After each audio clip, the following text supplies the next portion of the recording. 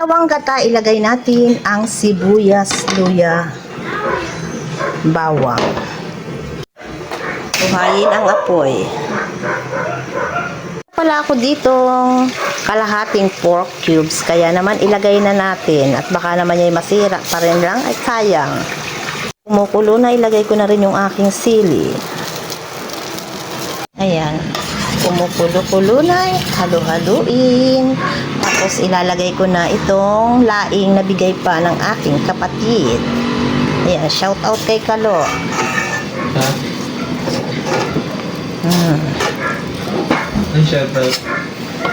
Nagbigay ng laing. Sino daw yung shout out? Sabi ko sa nagbigay ng laing. Ayan. So, ayan lang. Tapos, sayang ang mga dahon. Ayan, lagyan ko na rin niya pala ng kaunting asin. Kumukulo na, ay yan, baligtarin natin. Huwag masyadong haluin. Basta baligtad lang, alalay lang. Kung pwede nga huwag haluin, pero babaligtarin natin. Ayan. May pen?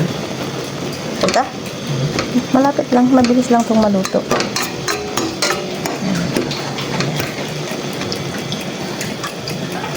Ayan, ilagay na natin itong ating takang gata. Wow! Yes! Sarap! Nako, talaga naman, tingin pa lang ay talaga namang nakakatakam na. Isang ulaman din yan. Okay. Pero kung ako Hangluto na siya kasi iga na yung kanyang sabaw. Ayan. Okay na ito.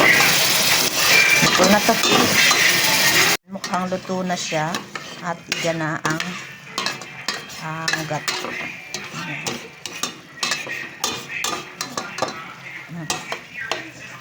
Looks yummy.